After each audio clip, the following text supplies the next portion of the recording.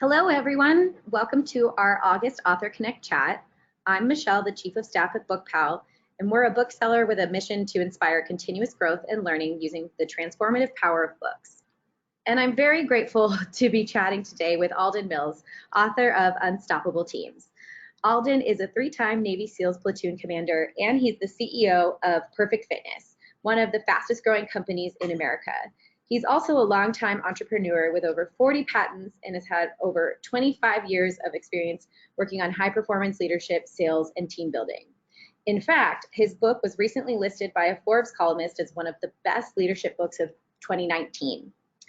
So today, Alden is going to share some insights from his book, Unstoppable Teams, and then we're going to have a chat and answer some questions. So feel free to submit any questions that you may have for Alden at any time in the questions box and during the webinar. And in case you have to jump off early, as usual, we will be sending out the recording next week. And yeah, Alden, the floor is yours.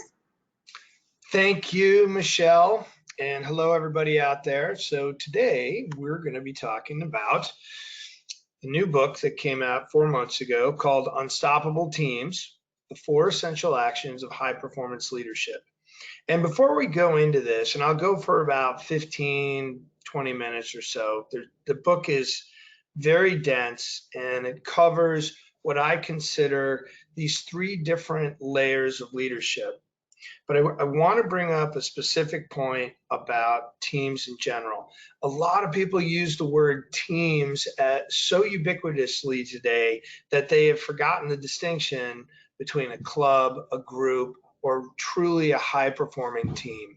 And where these teams start with is what I call the 3 lines of leadership. And so when you think about it, most people think of leading like a general standing on a tank and barking out orders to the troops, or maybe it's that sports captain that is about to try and score the game-winning goal. And they always think about this moment where they're directing and commanding somebody to do something. But leadership is actually a much more engaging art than just going from one person to a larger group. And this is where I talk about these 3 lines. And essentially, the whole book is really geared around these 3 lines of leadership. So the first couple of sections of the book talk about the first line. And the first line is leading yourself. And in particularly focusing on the 3 things you can control: how you think, how you feel, and how you act. Because how you do that is going to be a direct reflection on how your team does the same thing. And by the way, once your team starts mirroring what you're doing, your culture becomes a mirror of your team's actions. And the final bridge is then your culture becomes a mirror of what your actual customers experience of the brand. So looking at it from another perspective, it's your brand is a reflection of your culture is a reflection of your team, and your team is a reflection of you, what I call the first line of leadership. The second line is exactly what I was first mentioning, which is that is you and your direct reports, the people that you're specifically responsible for, their actions that they take. And that comes to the second piece of the book. And we'll spend a fair amount of time in the second piece of the book talking about how to build out those high performance actions between your first and second line. But where teams go from a high-performing team to truly an unstoppable team is when you expand the borders of your team to what I call the third line. And the third line are your indirects. These are the folks that help your team in some critical fashion. They could be colleagues that are not in your direct org chart. They could be suppliers or vendors that your team depends on to get a product shipped on time or produced. And most importantly, they can be your customers and your community that you operate in. I could spend the entire conversation just talking about these 3, but I want to leave you with that point before we go into kind of the distinction between groups and teams. So when you think about this, first of all, when you go back to leading yourself, we are all wired to be selfish. We're wired to be selfish to survive, to propagate. Those are the two key things all human drivers have, right? And at some point, what is required to go from a group to a team is to move from a selfishness to a selflessness, where the focus is on the team, it's not on the individual. That's really hard to do because most folks end up coming to work thinking about, okay, what's in it for me? And get through the day, get something done, right? And the reason that occurs is that there's usually a low connection point in a group level. The connection point could be a reply all email chain. Oh yeah, I'm on that email thread and we got to do X, Y, or Z. But on teams, there's a high level of connection. And what I mean by a high level of connection is that they're emotionally engaged. On groups, for the most part, and by the way, there's a whole chapter talking about this, but for groups, they're usually either a connected group or a directed group, connected electronically, or they're being told, I need this done by that time. But teams are emotionally engaged. They're not just mentally engaged. And I love one of these quotations from Abraham Lincoln, and I don't know how he would say it, but I think he would say it kind of like this. To win a person to your cause, you must first reach their heart, the great high road to their reason. I don't know, maybe he sounded like that. Anyhow, but my point is that to make that transition from a group to a team, you got to win their heart. You've got to connect with them at a human level and understand that you've got their back. Because when that starts to happen, they start to move in a willingness to sacrifice more than they originally would ever do with a group, right? So if you look at what happens on a group level, sacrificing is constrained. It's, well, let me see if it's convenient with me. But on a team level, sacrifice is unconstrained. It's whatever it takes. What do we need to get done to help this team do what it needs to do? And when that happens, when people show up with that kind of mindset on a team, then the team turns into this mission. We're on a mission, whether you're in the military or not. It's that ubiquitous term of, hey, we're going all in and we're willing to do whatever it takes. We're willing to dare. But if people remain in the sacrifice of being constrained in a job, it's, let's play it safe. I don't want to fail. I don't want to look bad in front of my boss. And I just want to kind of get through the day, get in and get out. That's one of these huge things. So what's the dividing line? Like, what's the bridge that takes you from a group to a team? And by the way, this happens to be the meat of the book that we're going into right now. There are multiple chapters talking about each one of these actions, but I really bring it up to one of my all-time favorite quotations, Teddy Roosevelt. I don't quite know how he'd say it, but I think he would say it something like this.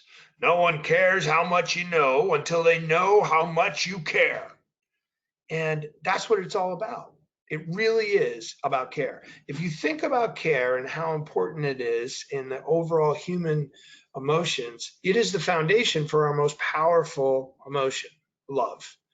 But you can't have love without first starting to care. And when you start to help people truly understand how much you care about them, they will start to dare. Being a former military officer and growing up in the military between the Naval Academy and SEAL team, I love the beauty of acronyms. So I ended up taking the acronym and applying it to the single most important word that this is all about, which I also call care-based leading. And I use CARE as the main acronym, but it's a loop. It's not a destination. It's a continual journey. And here are the actions, and I'll give it to you at the very high level. The first action, and by the way, with team building, you can enter in at any element of this loop. But let's just say we're starting off from scratch, building a team from ground zero. The very first human point to building a high performance team starts with connect. And what's the real purpose of connect? Now, is it just to get to know somebody's name? Is it just to make sure that, hey, they're going to show up for work the next day? No, the real point of building connections and making the effort is to develop trust. Now, it comes from a lot of different things, which I'm not going to cover right now today. It is all covered in the book.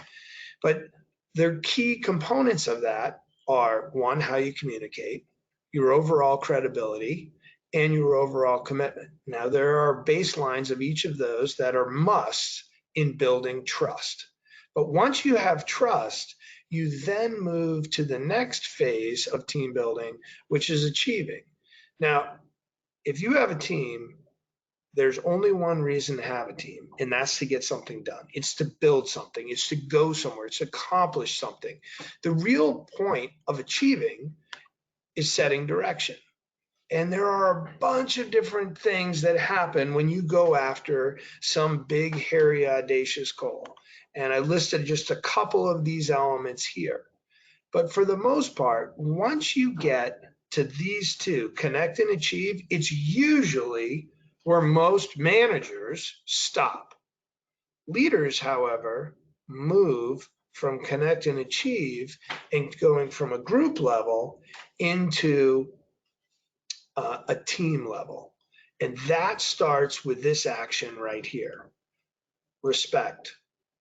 Now, you may say, oh, that's a nice HR word. You know, everyone should respect everybody else. But why? Really? I mean, other than the fact that it makes common sense to be respectful to each other, what's the point of respect? The true point of creating mutual respect is to create an environment of contribution.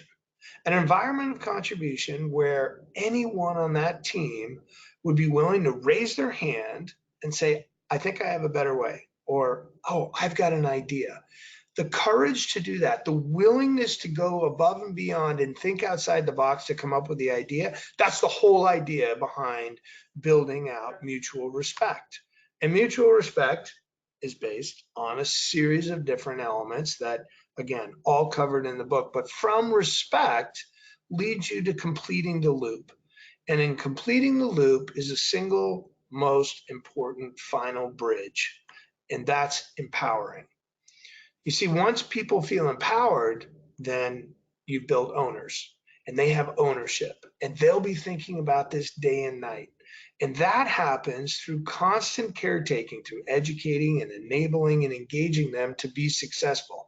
And when they see that, and when they see that this loop is complete, then they will spin out and go help build other teams. And at the end of the day, this C.A.R.E loop, as simple as it sounds, is hard.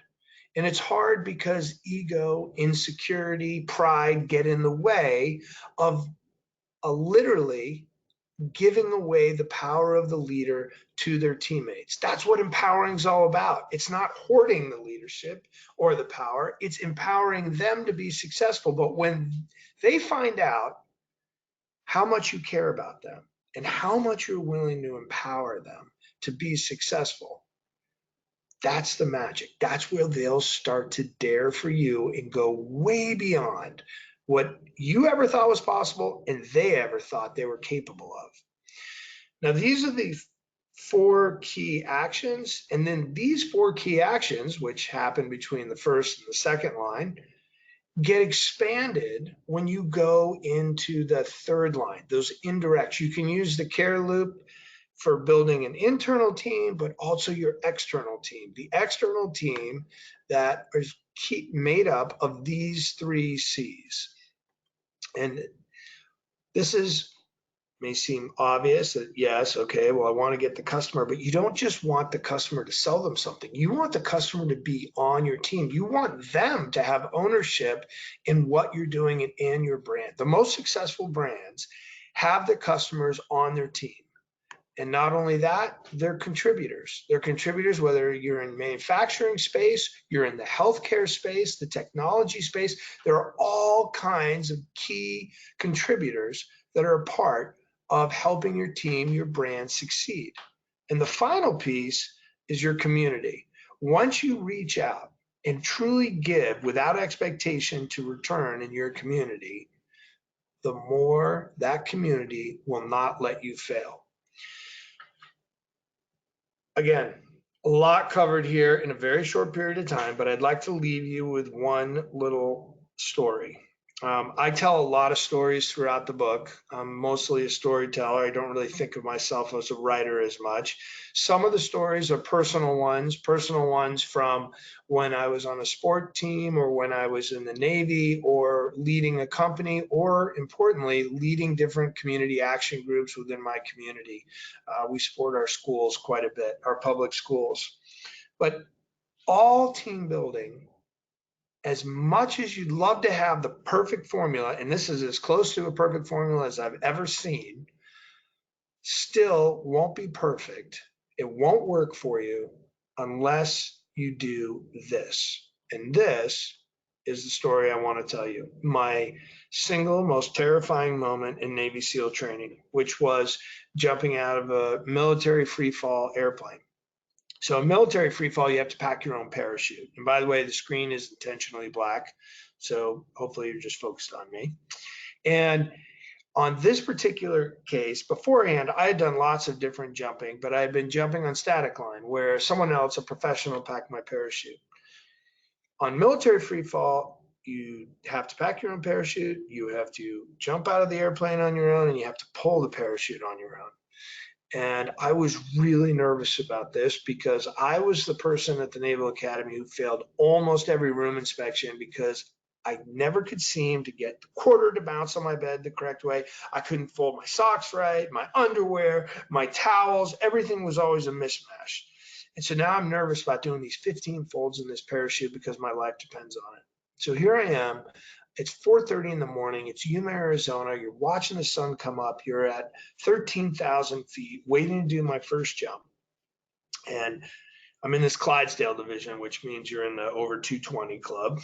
And I'm right closest to the ramp. Being an officer, I'm the first one to jump. Master Sergeant comes up to me and he says, "Sir, stand up." It's really loud in there, so they got to use hand signals and voice, right? The little red light comes on and hearts in my mouth. He says, "Sir, back up to the ramp." I kind of edge back to the ramp. He goes, "Sir, put your heels over the ramp." I'm like, oh God. Now I'm leaning forward into the front of the airplane. "Sir, look down." I'm like, super quick. "Pretty high, isn't it?" I'm like, oh, that's funny. "Will you jump?" I will. And just then, green light. You got to go within 30 seconds. "Sir, I have one last thing to tell you." I'm like, "What?" He stands up, kind of smiles. "You have the rest of your life to figure out how to open your parachute, sir. Good luck." He pushes me off the ramp. Right? I go flying down. I'm like, I can't believe he just told that to me. Guy comes down and he's like looking at the altimeter and he goes, "Did you figure it out, sir? You got about 60 seconds. You got to pull this. I can't do it for you. I'll watch." Well, it opens. But I want to leave you with that. And by the way, it's the last story in the end of the book because I love the metaphor behind that. One, we are all packing our own parachutes when it comes to leadership and anything we're doing on our development personally. You got to decide what you can pack and put it in there. And why is it so nerve-wracking to jump? Because every time you're jumping into the unknown, it's normal. It's supposed to be nerve-wracking. It's supposed to be scary. Our brains don't like being uncomfortable, but that's exactly what we need to do. And the most important piece is how they want you to leave the ramp. You see, there's 3 ways you could leave the ramp. Number 1, you can get pushed, shoved, dragged. Eventually, if that keeps happening, they're like, "Hey, this isn't for you. You should go try something else." Or number two, and I've seen this, somebody walks up to the ramp, squats down, puts one foot just 6 inches closer to Mother Earth, right? Like 6 inches at 13,000 feet really matter? No, the way they want you to go is like this. They want you to go head first. You see, when you go head first, you're all in. There is no backing out. You are all in all the time. And that's what team building is about. You got to go all in. You lead with your heart, you give it all, and you keep coming back. Even when you make a mistake, people will come back and they'll appreciate that you are trying, that you're giving it all you have. And I promise you, if you go in and give that care and continually drive, they'll jump with you. And when they do, that's the magic of going and building an unstoppable team. That ends my presentation, and now I'm standing by to take questions. Wow, that was a powerful way to end a presentation. That might be the best ending, story ending that we've had thus far. So thank you so much for sharing that, Alden. I love giving stories, right? Stories are so much more engaging than like do this, don't do that. And at the end of the day, that's what the book's all about. It's littered with all kinds of stories, not just mine, by the way. There's lots of corporate stories in there, historical stories, but it all comes down to the power of care. Yeah, and I love reading books with stories, so I appreciate that you included so many good ones. So I wanted to preface by saying that I know there are a lot of books, leadership books that have been written by people in the Navy, especially Navy SEALs, and I've read a good chunk of them. And one of the things that I think I loved about your book specifically is this whole separate side about the business that you built, Perfect Fitness, which ended up being a huge success and is a whole story within itself. And it definitely caught my interest because I remember when the Perfect Push-Up came out because I was in college and obviously it was in almost every college dorm room. So, Yes, it so was. when I was reading the book and learning about you, that instantly caught my attention, and I was fascinated to learn more about how you built that business and applied what you had learned from being in the SEALs directly to your own organization. So is the care loop something that you developed when you were in the SEALs teams, or is that something that kind of came over time as you were building a business as well? So first of all, thank you for bringing up. I know there are lots of great Navy SEAL books out there. This is not what I would consider a Navy SEAL book. Yes, I was a 3-time Navy SEAL platoon commander, but I don't tell lots of war stories. I really tell stories that help you take a bridge from what they're trying to teach you in SEAL training. I tell 1 or 2 mission, but just elements of that so you can have a bridge to how you can use it as a civilian, because SEALs and civilians are 2 totally different environments, and not everything translates. And so I really try and help people translate the things that you can get from SEAL training and how you can then apply them and how I apply them as a civilian. Because actually today I've had more years as a CEO than I have had as a SEAL. And the care loop in particular was something that I was instinctively doing, but it certainly wasn't as developed. Like, okay, I got connect, achieve, respect, and power. It was always about taking care of my folks first. And that my big first leadership experience was at the Naval Academy when I was elected to be the captain of the Navy crew, which had about 70 people on it.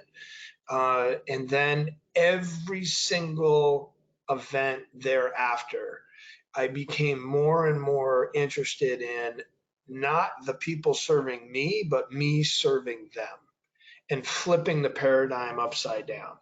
A lot of people will use, oh, I'm a servant leader. To me, that's redundant. It's one and the same. A leader is a serve, right? To lead is to serve is to care. And it wasn't until as my 4 boys started to get older that I really started to articulate how best to lead and build out the care loop.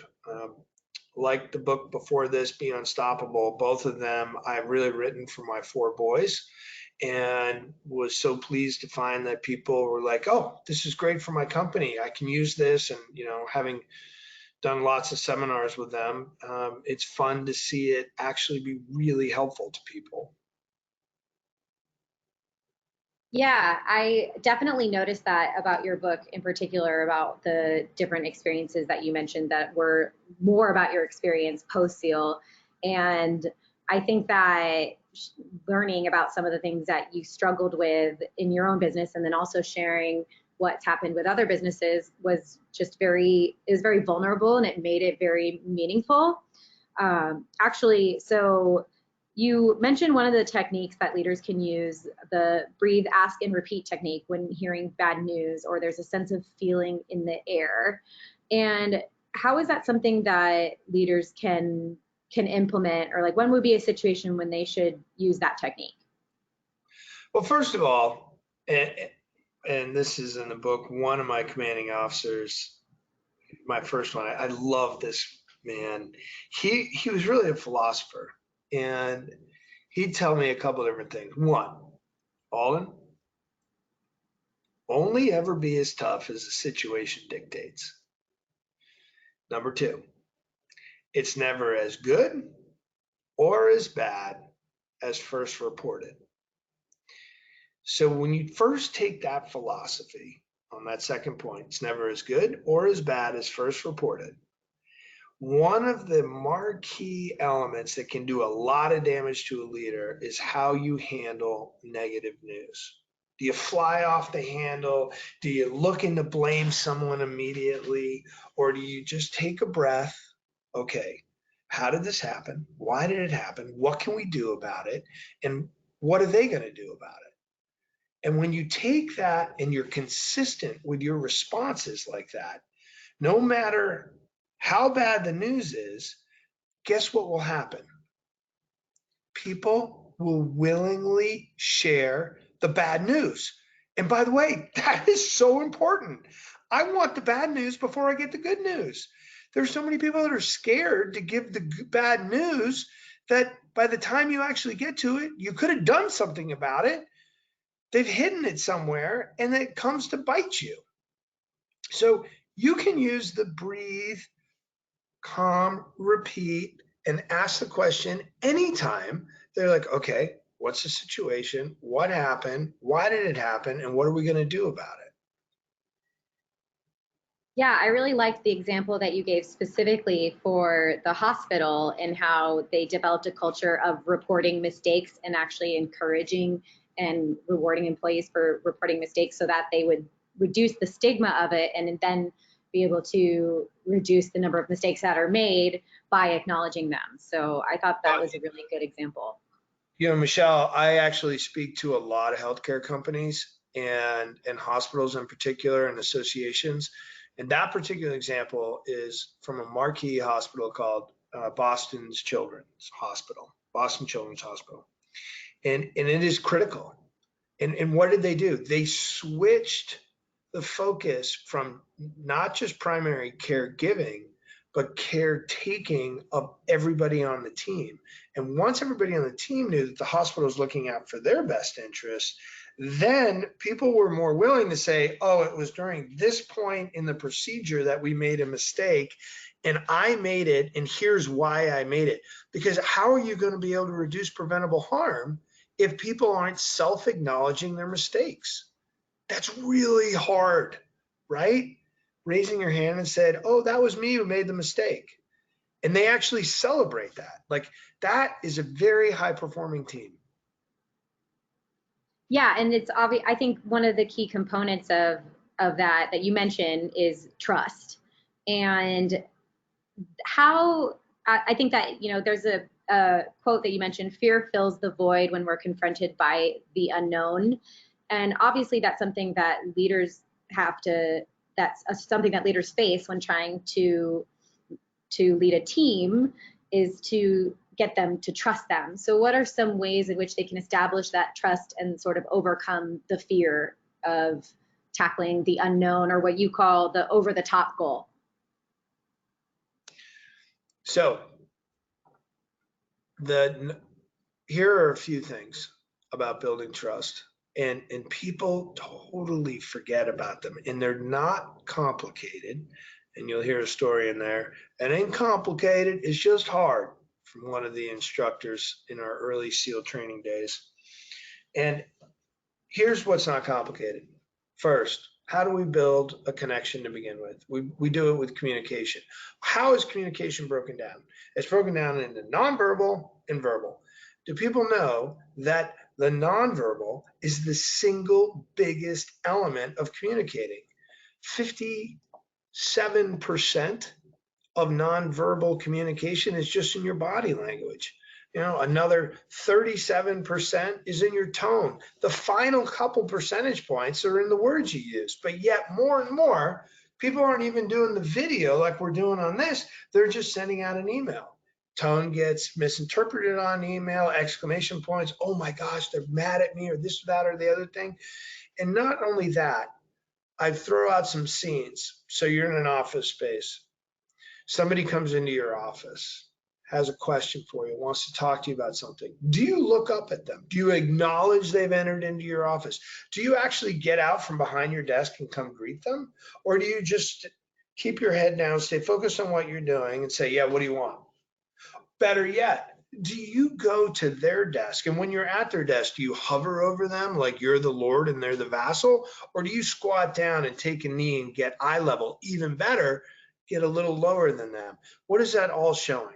One, it's showing that you respect who they are, you respect their opinion, you want their perspective.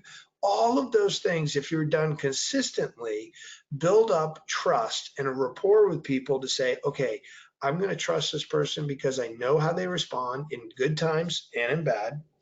I know they care about me. They come to talk to me. They ask me different questions. They're curious about me, not just professionally, but also how things are going outside of work. All of those pieces, and then along with your credibility and your continual commitment or consistency, will help you build trust.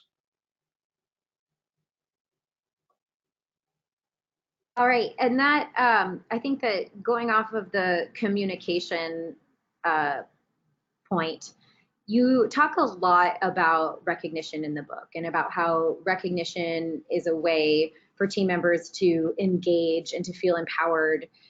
How, what in your mind is the best way to provide provide recognition?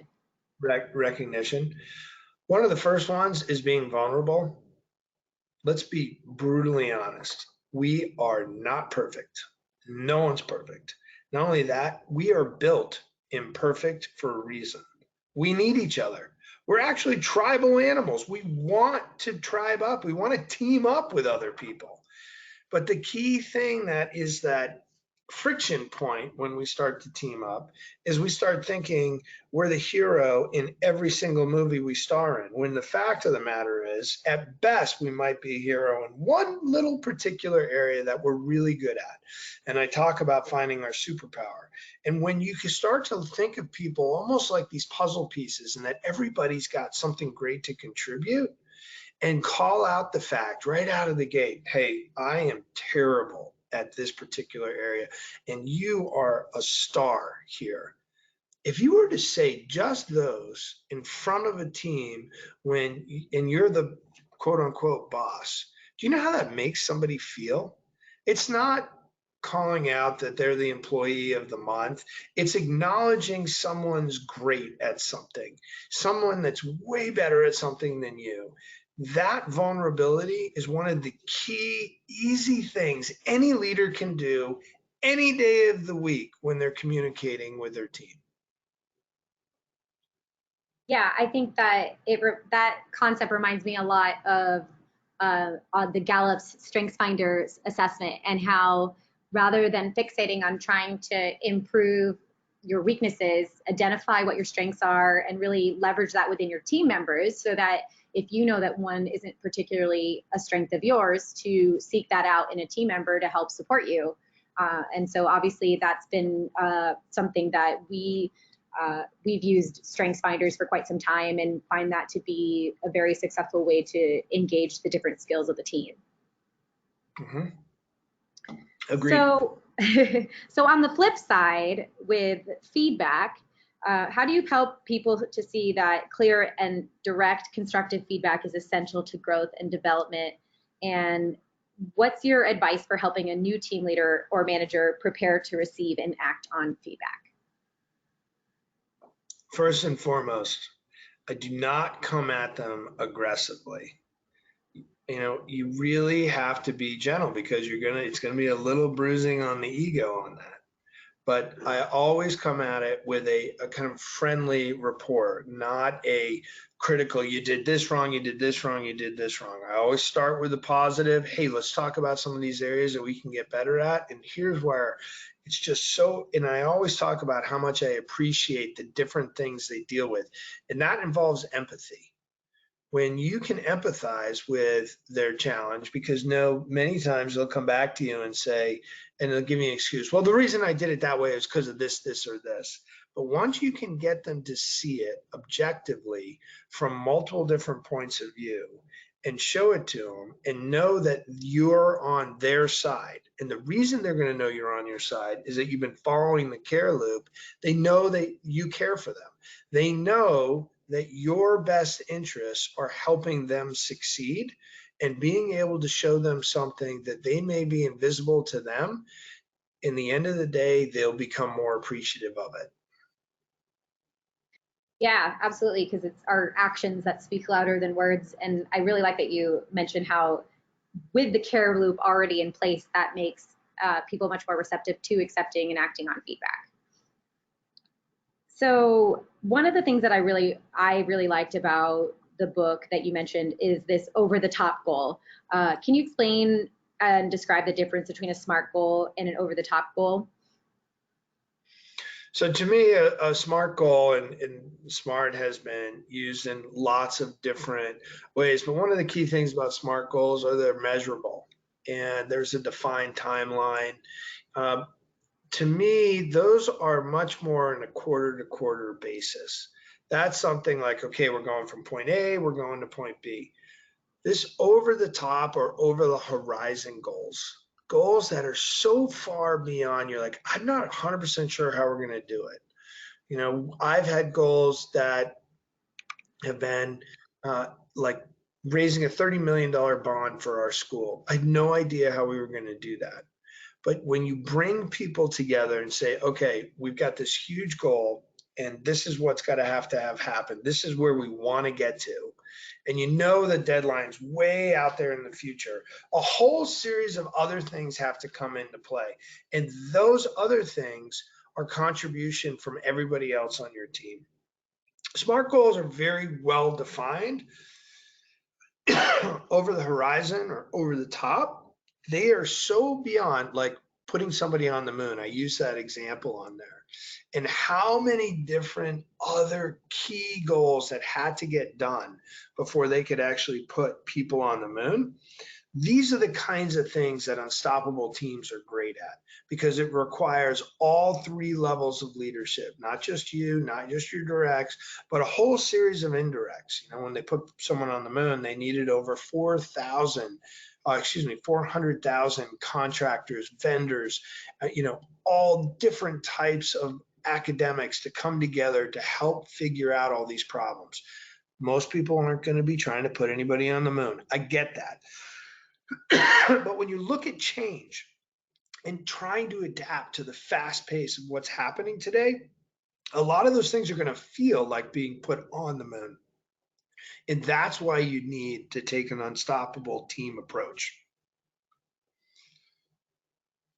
Absolutely. So I think we're about time to wrap it up with one more question. And at the end of the book, you talk about this 10x advantage that teams can have, unstoppable teams have, when they execute on the care loop. And how do you see that advantage what's the word to say? How do you see that coming to fruition? And sorry, what? How do you activate it? Yeah, like how do you see that activated and executed in order to, see success? So sorry, I had a little scratch in my throat. In activating, so when I talk about the 10x advantage, the 10x advantage lives between the second and the third line of leadership. It lives with connecting your customers, your contributors, and your community together. And when you start to do that, and by the way, there are lots of companies, top tier companies, that spend a lot of time figuring out ways to authentically give without expectation of return to their contributors, to their customers, and to their community. And the point of that chapter in the 10x is appreciating there is a force multiplying effect that occurs. By the way, it happens also on the battlefield. SEALs are viewed, and special operations in general, not just SEALs, but other special operators, are viewed as a 10x multiplier on a conventional battlefield. Why is that? Because one SEAL platoon has the horsepower of connecting with the sky, the sea, and other divisions. And that's what teams are like. When they start realizing, hey, my team isn't just this small number of direct people, all of them are given permission to make connections with their customers, their community, their contributors. And when all of those resources come, you become a 10x multiplier on whatever battlefield you're playing on. Excellent. Well, I highly recommend that everybody checks out the book Unstoppable Teams so that they can get to that point of becoming a 10x multiplier and fully using the power of their teams.